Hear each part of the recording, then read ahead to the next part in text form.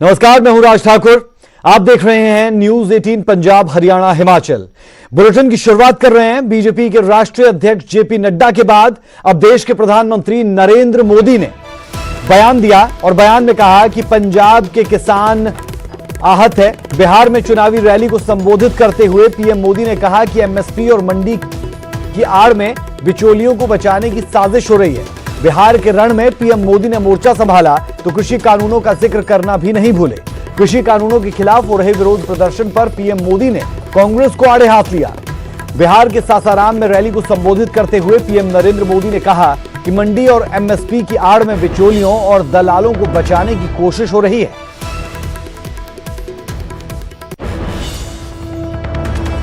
किसानों को बिचौलियों और दलालों से मुक्ति दिलाने का फैसला लिया तो ये बिचौलियों और दलालों के पक्ष में खुलकर मैदान में है।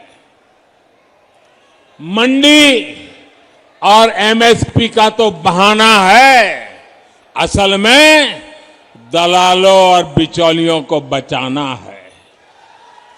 याद कीजिए, लोकसभा चुनाव से पहले जब किसानों के बैंक खाते में सीधे पैसे देने का काम शुरू हुआ था, तब इन्होंने कैसे कैसे भ्रम फैलाया था। तो क्या पंजाब में किसानों का आंदोलन महज दिखावा है? और क्या सियासी पार्टियां केंद्र के कृषि कानूनों की आड़ में अपनी राजनीतिक रोटियां सेक रही है? पीएम के इस बयान की कांग्रेस ने कड़ी आलोचना की है। सरकार ये गल कहे कि ये विचोली हैं ते इन्ने वरियां तो पंजाब दे ये सारे लोग अपनी खून पसीने की मेहनत के तहत 50% इस देश की जनता का ढिड भरन का काम करते रहे। उस वेले नहीं ख्याल आया। अज प्रधानमंत्री मोदी वालों इस तरह का कहना तुसीं की समझदे हो? ਉਹਦੇ ਬਾਰੇ बिल्कुल ਇਹਦਾ मतलब तो ये है कि ये डिकटेटरशिप के उपर इन्हां दे दिमाग दे विच हंकार है कि कैप्टन अमरिंदर सिंह जी ने और असी सारे कांग्रेस पार्टी की वजीरां ने और MLA साहबान ने और सारिਆਂ ने विधान सभा के मैंबरस ने मिल के मता पास किया कि जे कोई बाहरला उद्योगपति या कोई बड़ी संस्था MSP तो घट अगर कोई खरीद करूगी, असी 3 साल की सज़ा का पर्चा उहदे उपर दर्ज करांगे। तो कांग्रेस पूरे तरीके से अब पीएम मोदी के इस बयान के बाद उन पर हमलावर है। पीएम मोदी ने क्या कुछ कहा था वो भी हमने आपको सुनाया था। पीएम मोदी का बयान किस दिशा में जाता है उसका अंदाजा आप यहां से लगा सकते हैं कि किसानों के आंदोलन पर बीजेपी के राष्ट्रीय अध्यक्ष जेपी नड्डा उससे पहले ही कुछ ऐसा ही बयान दे चुके थे। नड्डा ने कहा था कि किसान नहीं बल्कि बिचौलिए हैं जो ये आंदोलन की आड़ में लोगों को, किसानों को गुमराह कर रहे हैं। साथ ही नड्डा ने कहा कि पीएम मोदी ने किसानों को इन बिचौलियों से आजाद करवाया। वहीं एमएसपी पर उन्होंने फिर दोहराया कि एमएसपी कभी खत्म नहीं होगी।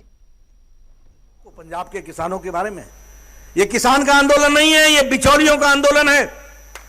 समझो आप, पंजाब में तो किसान की चार जी, मेरे को आप करेक्ट कर देना, गलती बोलूंगा तो मुझे रोक देना कि पंजाब, और चुग साहब आप भी, आप क्या सच्चाई नहीं है कि आपके यहां मंडी में आप अपना आरती भी नहीं बदल सकते? जिस आरती के पास आपका सामान जाता है उसी को बेचना पड़ेगा और किसी को आप नहीं बेच सकते हो। यह गुलामी की हालत खड़ी कर रखी थी जिसको मोदी जी ने आजाद कर दिया। इसको हमको समझना चाहिए, यह है आजादी।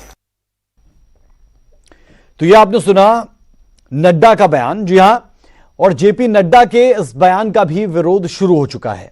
कांग्रेस से किसान तक नड्डा के बयान पर अलग अलग तरीके की बातें कर रहे हैं, बयान दे रहे हैं और हर किसी की नजर जेपी नड्डा और नरेंद्र मोदी के इस बयान पर आकर टिक चुकी है। कि तुसी किन्ने घरां दे विचोली हो, तुसी सारे ही बड़े घरां दे विचोली हो, बीजेपी वाले हो। और दूसरी गल मैं कहां, मैनू हैरानगी है कि बीजेपी के दिमाग का दिवालिया निकल गया। कदी बीजेपी वाला कोई गल करदा, कदी कोई गल करदा। भाई एक होवे कमला ते समझावे वेड़ा, जे वेड़ा ही हो जाए कमला ते समझावे केड़ा। आ बीजेपी ते कमलियां दा वेड़ा हो गया। और इन्हां नूं चाहिदा, नड्डा साहब नूं किसानां को माफी मंग लेनी चाहिए और मोदी साहब नूं किसानां को माफी मंग के यह बिल अपना वापस ले लेना चाहिए। मैं भारतीय जनता पार्टी के लीडर साहबान नूं बेनती करता कि मसले का हल करना या ना करना वो तो एक वखरा विषय, पर घट्टो घट्ट जिमींदारां नूं तुसीं अपमानित ना करो। ਪਹਿਲਾਂ ਉਹਨਾਂ ਨੂੰ ਦਿੱਲੀ ਬੁਲਾ ਲਿਆ ਤੇ ਆਪਣੀਆਂ 10 ਸਕੀਮਾਂ ਪੰਜਾਬ ਦੇ ਵਿੱਚ ਉਹਨਾਂ ਦੇ ਖਿਲਾਫ ਪ੍ਰਚਾਰ ਕਰਨ ਵਾਸਤੇ ਤੋਰ ਦਿੱਤੀਆਂ ਤੇ ਦਿੱਲੀ ਇੱਕ ਅਫਸਰ ਉਹਨਾਂ ਦੇ ਅੱਗੇ ਬਿਠਾ ਕੇ ਉਹਨਾਂ ਨੂੰ ਜਲੀਲ ਕੀਤਾ। ਹੁਣ ਜੇ ਉਹ ਆਪਣੇ ਹੱਕਾਂ ਵਾਸਤੇ ਸੰਘਰਸ਼ ਕਰ ਰਿਹਾ ਤੇ ਤੁਸੀਂ ਕਹਿੰਦੇ ਵਿਚੋਲੀਏ ਆ ਫਲਾਣੇ ਆ, ਮੈਂ ਸਮਝਦਾ ਕਿ ਇਸ ਤਰ੍ਹਾਂ ਦੀਆਂ ਗੱਲਾਂ ਤੋਂ ਤੁਹਾਨੂੰ ਗੁਰੇਜ਼ ਕਰਨਾ ਚਾਹੀਦਾ, ਹਾਲਾਤ ਖਰਾਬ ਨਹੀਂ ਕਰਨੇ ਚਾਹੀਦੇ, ਇਹ ਬਿਆਨ ਵਾਪਸ ਲੈਣਾ ਚਾਹੀਦਾ ਔਰ ਸਾਰੇ ਕਿਸਾਨਾਂ ਤੋਂ ਮਾਫੀ ਮੰਗਣੀ ਚਾਹੀਦੀ। ਸਿਆਸੀ ਤਸਵੀਰਾਂ ਅਸੀਂ ਕਹਿ ਸਕਦੇ ਹਾਂ, ਭਾਵੇਂ ਸਿਆਸੀ ਬਿਆਨਬਾਜ਼ੀ ਹੋਵੇ ਜਾਂ ਫਿਰ ਸਿਆਸੀ ਲੋਕ ਜਿਹੜੇ ਨੇ ਸੜਕਾਂ ਤੇ ਉਤਰਨ, ਭਾਵੇਂ ਟਰੈਕਟਰਾਂ ਤੇ ਜਾਂ ਹੋਰ ਮਾਰਚ, ਤਾਂ ਹੁਣ ਜਿਹੜੀ ਜੇਪੀ ਨੱਡਾ ਵੱਲੋਂ ਸਟੇਟਮੈਂਟ ਦਿੱਤੀ ਗਈ ਹੈ ਉਸ ਦਾ ਕਿਸਾਨ ਸਿੱਧੇ ਤੌਰ ਤੇ ਵਿਰੋਧ ਕਰ ਰਹੇ ਨੇ। ਦੂਸਰੇ ਪਾਸੇ ਮੈਂ ਇਹ ਤਸਵੀਰ ਦਿਖਾਉਣੀ ਚਾਹੁੰਦਾ, ਇਸ ਵੇਲੇ ਅੰਮ੍ਰਿਤਸਰ ਦੇ ਦੇਵੀਦਾਸਪੁਰਾ ਜੋ ਰੇਲ ਟਰੈਕ ਹੈ, ਜਿੱਥੇ ਪਿਛਲੇ 30 ਦਿਨਾਂ ਤੋਂ ਕਿਸਾਨ ਆਪਣੇ ਪਰਿਵਾਰਾਂ ਸਮੇਤ ਇਸ ਰੇਲ ਟਰੈਕ ਤੇ ਡਟੇ ਹੋਏ ਨੇ, ਇਹ ਹਾਲੇ ਵੀ ਇੱਥੇ ਡਟੇ ਨੇ। ਔਰ ਇਹਨਾਂ ਦਾ ਪਹਿਲੇ ਦਿਨ ਤੋਂ ਇੱਕੋ ਗੱਲ ਕਹਿਣੀ ਸੀ ਕਿ ਆਰ ਪਾਰ ਦੀ ਲੜਾਈ ਹੈ, ਜਦੋਂ ਤੱਕ ਸਾਡੀਆਂ ਮੰਗਾਂ ਯਾਨੀ ਕਿ ਜਿਹੜੇ ਬਿੱਲ ਨੇ ਉਹ ਵਾਪਸ ਕਾਨੂੰਨ ਵਾਪਸ ਨਹੀਂ ਲਏ ਜਾਂਦੇ ਤਾਂ ਇੱਥੇ ਕਿਸਾਨ ਆਗੂ ਵੀ ਨੇ ਮੇਰੇ ਨਾਲ। ਸੁਰਿੰਦਰ ਸਿੰਘ ਚੌਟਾਲਾ, ਉਹਨਾਂ ਤੋਂ ਜਾਣਦੇ ਆ। ਚੌਟਾਲਾ ਸਾਹਿਬ, ਜਿਹੜਾ ਜੇਪੀ ਨੱਡਾ ਵੱਲੋਂ ਹੁਣ ਸਟੇਟਮੈਂਟ ਦਿੱਤੀ ਗਈ ਕਿ ਜਿਹੜੇ ਲੋਕ ਧਰਨੇ ਦੇ ਰਹੇ ਕਿਸਾਨ ਹੈ ਹੀ ਨਹੀਂ, ਤੁਸੀਂ ਇਹਨੂੰ ਕਿੱਦਾਂ ਦੇਖਦੇ ਹੋ? ਇਹ ਜੀ ਵੇਖੋ, ਇਹ ਜੋ ਭਾਜਪਾ ਦੇ ਲੀਡਰ ਆ ਨਾ, ਇਹ ਸਾਨੂੰ ਲੱਗਦਾ ਵੀ ਪਿਛਲੇ ਦਿਨਾਂ ਦੇ ਵਿੱਚ ਵੀ ਇਹਨਾਂ ਨੇ ਬਹੁਤ ਸਖਤ ਜਿਹੜੇ ਬਿਆਨ ਦਿੱਤੇ ਕਿਸਾਨਾਂ ਦੇ ਵਿਰੁੱਧ। ਕਦੀ ਤੇ ਮਾਓਵਾਦੀ ਕਹਿ ਰਿਹਾ, ਕਦੀ ਨਕਸਲਾਈਟ ਕਹਿ ਰਿਹਾ, ਕਦੀ ਇਹ ਗੁੰਡਿਆਂ ਤੱਕ ਵੀ ਕਹਿ ਰਹੇ ਜਿਹੜੇ ਰੇਲਾਂ ਤੇ ਬੈਠੇ ਉਹ ਗੁੰਡੇ ਬਦਮਾਸ਼ ਆ। ਇਹ ਸ਼ਬਦ ਜਿਹੜੇ ਆ ਬਹੁਤ ਮੰਦਭਾਗੇ ਆ ਇਹਨਾਂ ਦੇ ਭਾਜਪਾ ਦੇ ਲੀਡਰਾਂ ਵੱਲੋਂ ਜਿਹੜੇ ਬੋਲ ਰਹੇ ਆ। ਹੁਣ ਜੇਪੀ ਨੱਡਾ ਦਾ ਜਿਹੜਾ ਤਾਜ਼ਾ ਬਿਆਨ ਇਹਨਾਂ ਦਿੱਤਾ ਵੀ ਇਹ ਵਿਚੋਲੀਏ ਬੈਠੇ ਆ। ਹੁਣ ਵੇਖੋ 30 ਦਿਨਾਂ ਤੋਂ ਲੋਕ ਰੇਲ ਦੀਆਂ ਪਟਰੀਆਂ ਦੇ ਨਾਲ ਸਿਰ ਜੋੜ ਕੇ ਬੈਠੇ ਆ। ਕੀ ਇਹ ਵਿਚੋਲੀਏ ਆ? ਲੋਕ ਆਪਣੀਆਂ ਮੰਗਾਂ ਤੇ ਮੁੱਦਿਆਂ ਦੀ ਖਾਤਰ, ਆਰਡੀਨੈਂਸ ਨੂੰ ਰੱਦ ਕਰਾਉਣ ਦੀ ਖਾਤਰ ਜਿਹੜੇ ਆ ਉਹ ਬੈਠੇ ਆ। ਇਹ ਤਰ੍ਹਾਂ ਦੇ ਬਿਆਨ ਦੇ ਕੇ ਅਸਲ ਬੀਜੇਪੀ ਪਹਿਲੇ ਦਿਨ ਤੋਂ ਇਹ ਗੱਲ ਕਹਿ ਰਹੀ ਹੈ ਕਿ ਅਸੀਂ ਕਿਸਾਨਾਂ ਨੂੰ ਸਮਝਾਵਾਂਗੇ। ਕਿਸਾਨ ਆਗੂਆਂ ਦੇ ਕੋਲ ਬੀਜੇਪੀ ਦੇ ਲੀਡਰ ਵੀ ਪਹੁੰਚੇ, ਉਹਨਾਂ ਨੂੰ ਵਿਰੋਧ ਦਾ ਸਾਹਮਣਾ ਕਰਨਾ ਪਿਆ। ਹੁਣ ਬੀਜੇਪੀ ਦੇ ਪ੍ਰਧਾਨ ਇਹ ਗੱਲ ਕਹਿ ਰਹੇ ਵੀ ਇਹ ਜਿਹੜੇ ਲੋਕ ਗੱਲਾਂ ਕਰ ਰਹੇ ਨੇ ਇਹ ਵਿਚੋਲੀਏ ਨੇ, ਕਿਸਾਨ ਤਾਂ ਹੈ ਹੀ ਨਹੀਂ। ਅਸੀਂ ਕਹਿੰਦੇ ਆ ਵੀ ਵੇਖੋ, ਜੇ ਇਹਨਾਂ ਸਮਝਾਉਣ ਦੀ ਇਹ ਗੱਲ ਕਰਦੇ ਆ, ਜੇ ਇਹਨਾਂ ਦੀ ਗੱਲ ਲੋਕਾਂ ਨੇ ਸਮਝਣੀ ਹੋਵੇ ਜਾਂ ਸਮਝਾਉਣ ਦਾ ਤਰੀਕਾ ਹੋਵੇ ਤੇ ਲੋਕ ਇਹਨਾਂ ਦਾ ਵਿਰੋਧ ਕਿਉਂ ਕਰਨ? ਦਿੱਲੀ ਸੱਦ ਕੇ ਉੱਥੇ ਕਿਸੇ ਨੇ ਗੱਲਬਾਤ ਨਹੀਂ ਕੀਤੀ, ਕਿਸਾਨਾਂ ਨੂੰ ਉਤਰਾ ਵਾਪਸ ਮੋੜਤਾ। ਅਸਲ ਦੇ ਵਿੱਚ ਇਹ ਪੰਜਾਬ ਦਾ ਮਾਹੌਲ ਖਰਾਬ ਕਰਨਾ ਚਾਹੁੰਦੇ ਆ। ਇਹ ਚਾਹੁੰਦੇ ਵੀ ਜੇ ਇਸ ਤਰ੍ਹਾਂ ਦੇ ਸ਼ਬਦ ਬੋਲਾਂਗੇ ਵੀ ਪੰਜਾਬ ਦੇ ਲੋਕ ਪ੍ਰਵੋਕ ਹੋਣਗੇ, ਜਿਹੜੇ ਕਿਸਾਨ ਬੈਠੇ ਆ ਪ੍ਰਵੋਕ ਹੋਣਗੇ ਤੇ ਇੱਥੇ ਕਿਸੇ ਨਾ ਕਿਸੇ ਰੂਪ ਦੇ ਧਾਰਮਿਕ ਦੰਗੇ ਜਾਂ ਸਮਾਜਿਕ ਦੰਗੇ ਫੈਲਾਉਣਾ ਚਾਹੁੰਦੇ ਆ। ਕਿਸਾਨ ਇਹੋ ਜਿਹਾ ਕੋਈ ਖਤਰਾ ਮੁੱਲ ਨਹੀਂ ਲੈਣਾ ਚਾਹੁੰਦੇ, ਕਿਉਂਕਿ ਇਹਨਾਂ ਦੀ ਜਿਹੜੀ ਹੈਗੀ ਆ ਸਿਰੇ ਤੇ ਚੱਲ ਗਈ ਇਹਨਾਂ ਦਾ ਅੰਦੋਲਨ। ਇਸ ਕਰਕੇ ਬਹੁਤ ਸਿਆਣੇ ਆ, 40 50 ਸਾਲ ਹੋ ਗਏ ਜ਼ਿੰਦਗੀਆਂ ਲਾਈਆਂ ਇਹਦੇ ਵਿੱਚ, ਤੇ ਇਹੋ ਜਿਹੇ ਸ਼ਬਦਾਂ ਦਾ ਅਸੀਂ ਸ਼ਾਂਤਮਈ ਢੰਗ ਨਾਲ ਵਿਰੋਧ ਕਰਾਂਗੇ। ਪੁਤਲਾ ਫੂਕਿਆ ਜੇਪੀ ਨੱਡਾ ਦਾ ਤੇ ਅਸੀਂ ਕਹਾਂਗੇ ਇਹ ਜਿਹੜੇ ਆ ਸ਼ਬਦ ਆਪਣੇ ਵਾਪਸ ਲਓ ਤੇ ਇਹਨੂੰ ਮਾਫੀ ਮੰਗਣੀ ਚਾਹੀਦੀ ਆ। ਵਿਰੋਧ ਠੀਕ ਹੈ, ਪਰ ਲੜਾਈ ਕਦੋਂ ਤੱਕ ਜਾਰੀ ਰਹੇਗੀ? ਕਿਉਂਕਿ ਕਾਨੂੰਨ ਵਾਪਸ ਲੈਣ ਵਾਲੀ ਗੱਲ ਹਾਲੇ ਤੱਕ ਕੋਈ ਨਜ਼ਰ ਨਹੀਂ ਆ ਰਹੀ। ਬਿਲਕੁਲ ਲੜਾਈ ਜਾਰੀ ਰਹੂਗੀ, ਸਾਡੀ ਲੜਾਈ ਬਿਲਕੁਲ ਜਾਰੀ ਰਹੂ। ਸਾਨੂੰ ਲੱਗਦਾ ਵੀ ਜਿਹੜੀ ਪੰਜਾਬ ਦੀ ਇਹ ਜਿਹੜੀ ਹੈਗੀ ਕੈਪਟਨ ਸਰਕਾਰ ਆ, ਉਹ ਵੀ ਕਿਤੇ ਅੰਦਰ ਖਾਤੇ ਜਿਹੜੀ ਇਹ ਭਾਜਪਾ ਦੇ ਨਾਲ ਰਲੀ ਹੋਈ ਆ।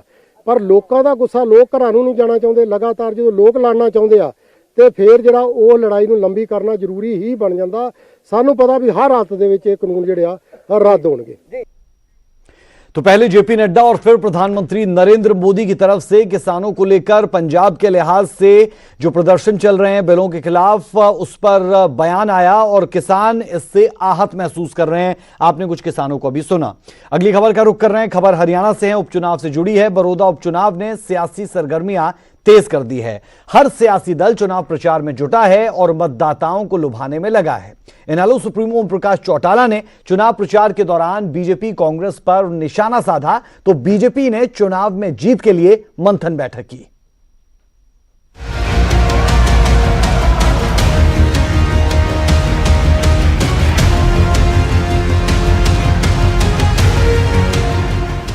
बड़ौदा का बाजीगर कौन होगा? कौन जीतेगा चुनावी दंगल? किसे मिलेगा बड़ौदा की जनता का आशीर्वाद?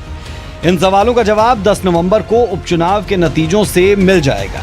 लेकिन अभी बड़ौदा उपचुनाव में सभी सियासी दल खूब पसीना बहा रहे हैं। इनेलो की ओर से चुनाव प्रचार में खुद इनेलो सुप्रीमो ओपी चौटाला उतर गए। उन्होंने कांग्रेस और बीजेपी पर निशाना साधा और कहा कि इन पार्टियों की सरकार में कभी विकास नहीं हुआ, विकास उनकी सरकार में हुए। आज प्रदेश पर 2 लाख के करीब कर्ज है। वो सत्ता से जाते हुए सरकारी खजाने में 1 लाख करोड़ रुपए छोड़कर गए थे। लेकिन हमारी जब सरकार गई थी जी, तब लाखों करोड़ रुपए हमने खजाने में छोड़े थे जी। और आज 2 लाख करोड़ से भी ज्यादा का कर्जा है हरियाणा सरकार के ऊपर। ओपी चौटाला ने तो बड़ौदा उपचुनाव के बाद प्रदेश में मध्यावधि चुनावों की भविष्यवाणी कर दी। हमारी पार्टी का प्रत्याशी विजयी होगा और उसके परिणाम स्वरूप फिर मध्यावधि चुनाव होंगे, क्योंकि इस सरकार के विधायक जो हैं वो तो भाग रहे हैं और भागेंगे। इनका गठबंधन टूट जाएगा और फिर निश्चित रूप से चुनाव होगा और मध्यावधि चुनाव का परिणाम जो है वो इस चुनाव के परिणाम के साथ जुड़ेगा। उधर सत्ता में बैठी बीजेपी और जेजेपी के साझा उम्मीदवार योगेश्वर दत्त भी दिन रात चुनाव प्रचार कर रहे हैं। पार्टी स्तर पर भी बीजेपी ने अपनी पूरी ताकत लगा दी है। रोहतक में इसी को लेकर बीजेपी कोर ग्रुप की बैठक हुई। सीएम समेत कई मंत्री, सांसद और विधायक इसमें मौजूद रहे। सीएम ने इस दौरान जातिगत राजनीति पर एक बड़ा बयान दिया। हरियाणा में एक राजनीतिक कैंसर है और वो है जातिगत राजनीति। इसको तोड़ने का काफी प्रयत्न किया जा रहा है, देश में भी प्रदेश में भी। आपको क्या लगता है कि पिछले 5-7 साल से ये राजनीतिक जो कास्टिस्ट पॉलिटिक्स का कैंसर है, जातिगत राजनीति का, ये 5-7 साल से घट रहा है, वहीं खड़ा है या बढ़ रहा है? कल मैं गांव में था, अपने गांव में, और सभी पूरे गांव ने समर्थन पूरे गांव ने फैसला किया कि ये चुनाव हम लड़ेंगे और पूरे हलके में जाएंगे। और कल से समझिए कि ये चुनाव बैठवाड़ कल पूरे गांव का चुनाव था। कांग्रेस ने भी बड़ौदा में अपनी सियासी जमीन बचाए रखने के लिए ताकत झोंक दी है, तो वहीं इनेलो भी जीत का दावा कर रही है। कुल मिलाकर ये चुनावी चुनौती हर पार्टी का जनाधार का गणित बताएगी। Bureau report, news 18। मोगा के कस्बा धर्मकोट के गांव किशनपुरा में चोरों की लोगों ने जमकर धुनाई की। लोगों ने चोरी की धुनाई का वीडियो भी बनाया जो खूब वायरल हो रहा है। तस्वीरों में आप देख पाएंगे कैसे भीड़ चोरों की धुनाई कर रही है। पूरी तसल्ली और जमकर पिटाई के बाद चोरों को पुलिस के हवाले किया गया। पुलिस ने चारों आरोपियों के खिलाफ मामला दर्ज कर मोगा कोर्ट में इन्हें पेश कर दिया है। जी हां, जिन लोगों की पिटाई हो रही है ये चोर है, इन पर चोरी का आरोप है। इसके बाद लोग इकट्ठा हुए और इनकी जमकर पिटाई की गई। हालांकि कानून को हाथ में नहीं लेना चाहिए, ये हर कोई जानता है, लेकिन चोरी से परेशान इन लोगों ने जब इन्हें पकड़ा तो उसके बाद इनकी जमकर पिटाई की गई और उसके बाद इन्हें पुलिस को सौंप दिया गया।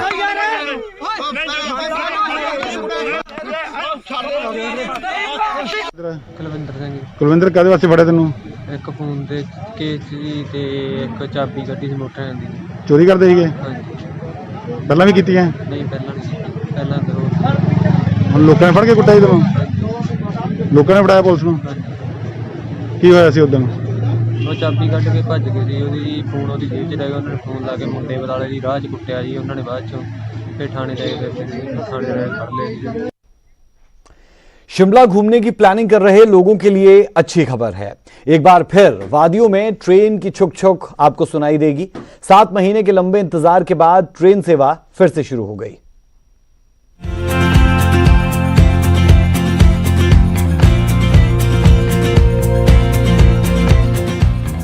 कालका Shimla railway track per toy train की छुक छुक शुरू हो गई है।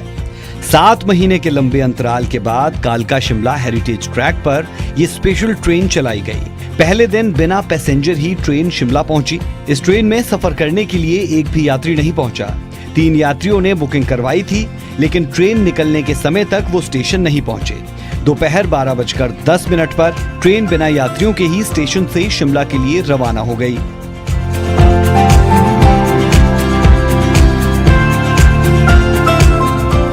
मौजूदा वक्त में क्या शेड्यूल रहेगा, आइए देखते हैं। कालका शिमला स्पेशल ट्रेन कालका से होकर शिमला पहुंचेगी। एक्सप्रेस ट्रेन कालका शिमला कालका से दोपहर 12:10 पर रवाना होगी, जो शाम 5:04 पर शिमला पहुंचेगी। गुरुवार को ये शिमला कालका ट्रेन शिमला से सुबह 10:40 पर रवाना होगी, जो कि दोपहर 2:26 पर कालका पहुंचेगी। रेलवे ने 20 अक्टूबर से 30 नवंबर तक फेस्टिवल सीजन के मद्देनजर इस स्पेशल ट्रेन के संचालन का फैसला लिया है। स्पेशल ट्रेन में 2 लग्जरी डिब्बों सहित कुल 7 डिब्बे हैं। ट्रेन में फर्स्ट क्लास के 2 डिब्बे हैं, जिसका किराया 475 रुपए प्रति व्यक्ति है, जबकि चेयर कार के 3 डब्बे लगाए गए हैं, जिनका किराया 370 रुपए प्रति व्यक्ति रखा गया है। जबकि 2 जनरल डिब्बे हैं, जिनका किराया पहले 50 रुपए था, अब रिजर्वेशन के चलते 75 रुपए प्रति व्यक्ति कर दिया गया। ऐसे में अगर आप भी पहाड़ों की रानी शिमला घूमने का मन बना रहे हैं तो टॉय ट्रेन आपके लिए तैयार है।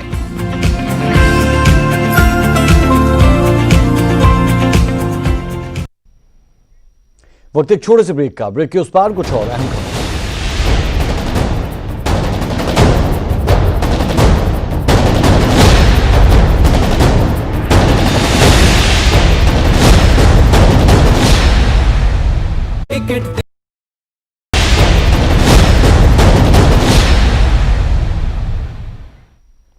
ब्रेक के बाद आपका स्वागत है। खबर लुधियाना से। चलती कार में गैंगरेप का मामला सामने आया। पीड़ित युवती लुधियाना की रहने वाली युवती एक निजी होटल में आरोपी युवकों के साथ काम करती थी। पार्टी के बहाने बुलाकर चलती कार में रेप किया गया, ये आरोप लगाए। पीड़ित युवती के बयानों के आधार पर थाना सभारा, बता दें कि सराभा नगर पुलिस ने मामला दर्ज कर लिया है।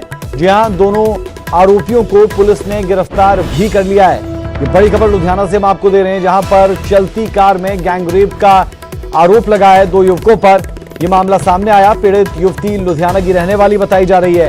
युवती एक निजी होटल में आरोपियों के साथ काम करती थी और सीधे आरोप यहां पर लग रहे हैं। पार्टी के बहाने बुलाकर चलती कार में रेप के ये आरोप लग रहे हैं। पीड़ित युवती के बयानों के आधार पर थाना सराभा नगर में मामला दर्ज किया गया है। दोनों आरोपियों को पुलिस ने गिरफ्तार कर लिया है और इस मामले की तफ्तीश पूरे तरीके से की जा रही है। बहरहाल लगातार ऐसे मामले जब जब सामने आते हैं सवाल उठते हैं, लेकिन अब लुधियाना में यह मामला सामने आया।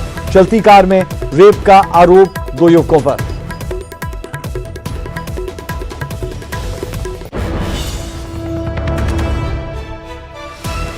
तो लुधियाना से यह खबर सामने आई है, जहां पर साथ में काम करने वाले 2 युवकों ने एक युवती के साथ रेप किया। ये आरोप उस युवती की तरफ से लगाए गए हैं और एक पार्टी के बहाने वो उसे अपने साथ पहले गाड़ी में ले गए और उसके बाद उसके साथ गैंग रेप किया। पीड़ित युवती लुधियाना की रहने वाली बताई जा रही है। ये मामला दर्ज हो चुका है। युवती एक निजी होटल में आरोपी युवकों के साथ काम करती थी। तो कुल मिलाकर साथ में काम करने वालों ने ही गैंग रेप की वारदात को अंजाम दिया है। पार्टी के बहाने उसे अपने साथ लेकर गए और उसके बाद गैंगरेप की वारदात को अंजाम दिया, ये आरोप लगा रही है ये युवती। रुक कर लेते हैं, लुधियाना से संवाददाता जसबीर ब्राड़ हमारे साथ जुड़े हैं। जसबीर, साथ काम करने वालों ने ही गैंगरेप किया है, चलती कार में ये गैंगरेप हुआ, ये आरोप युवती की तरफ से लगाए गए हैं, क्या अपडेट है? जी बिल्कुल राज, क्योंकि ये मामला बीती रात का है, क्योंकि ये लड़की है जो एक लुधियाना में एक निजी होटल है, वहीं इनके एक दोस्त है, उसने ही इसको जो पार्टी में बुलाया था, जन्मदिन की पार्टी थी इसके दोस्त की, जो प्रशांत नाम का लड़का था, इस लड़की का जो दोस्त था उसने बुलाया था। और रात को जब ड्रिंक करने के बाद जब जबरदस्ती गाड़ी में बैठा लिया और गाड़ी की पिछली सीट पर जबरदस्ती की, उसके बाद लड़की को रास्ते में ही छोड़ दिया था। उसके बाद जो पीड़ित युवती थी उसने पुलिस को कॉल की 100 नंबर पे, वो लड़की को घर छोड़ के। उसके अगले दिन बाद आज सुबह पुलिस ने ये मामला दर्ज करके दोनों आरोपियों को गिरफ्तार कर लिया और गाड़ी थी जो जिस गाड़ी में ये पूरा घटनाक्रम हुआ वो भी थाना सराभा नगर पुलिस ने अपने कब्जे में लेके जो अगली कार्रवाई है वो शुरू कर दी है। जी राज, बिल्कुल जसवीर, हम लगातार देख रहे हैं हाथरस के बाद जलालपुर टांडा में भी हमने देखा कि 6 साल की युवती के साथ रेप हुआ और उसके बाद उसे जिंदा जला दिया गया और अब एक और ये मामला सामने आया है। परिजनों से क्या बात हो पाई, पुलिस से बात हुई, क्या उनकी तरफ से कहा जा रहा है? बिल्कुल आज जिस हिसाब से आए दिन रेप और बात करके घटनाएं जो आए दिन घट रही है समाज में, एक ये चिंता जरूर है, क्योंकि बीती रात का ये देर रात का मामला था, क्योंकि लड़की उस समय बहुत पुलिस जो मुलाजिम थे उनके साथ हमारी बात हुई थी, वो कहते लड़की उस समय जो पीड़ित युवती थी बहुत घबराई हुई थी, क्या यही बोल रही थी कि अभी जो है कोई कंप्लेंट नहीं करना चाहती, मैं सिर्फ इन्फॉर्मेशन दी है, मैं घर जाके कल ना ही इस स्थिति में हूँ कि मैं कोई बयान दे सकूँ, मैं घर जाना चाहती हूँ, अपने पारिवारिक मेंबरों को जो है पूरा ये घटना पूरा बता के फिर उसके बाद जो कार्रवाई है वो करवाना चाहती हूँ। लेकिन पुलिस ने इसमें जल्द जो एक्शन लिया और दोनों आरोपी थे, जो दोनों का पता था कि कहाँ पे ये काम करते हैं, कि निजी होटल में काम करते हैं, तुरंत पुलिस ने कार्रवाई की और पुलिस ने महज जब FIR दर्ज हुई उसके 6-7 घंटे में ही जो पुलिस ने दोनों आरोपियों को गिरफ्तार कर लिया और अगली कार्रवाई है जो फिलहाल अभी जांच जो कर रही है इन पूरे मामले। चलिए, बेहद शुक्रिया जानकारी के लिए। तो लुधियाना से ये खबर, जहां पर गैंगरेप का आरोप एक युवती की तरफ से साथ काम करने वाले 2 युवाओं पर लगाया गया। कुल्लू का दशहरा देश दुनिया में मशहूर है। इसकी खासियत है कि जब पूरे देश में दशहरा खत्म हो जाता है तब यहां दशहरा शुरू होता है। हर साल हजारों लाखों लोग इस दशहरे का हिस्सा बनते हैं, लेकिन इस बार कोरोना महामारी और चीन के साथ जारी तनाव के कारण ज्यादा भीड़ नहीं जुटेगी। कोरोना काल में कितना बदल जाएगा दशहरा, इस रिपोर्ट में देखिए।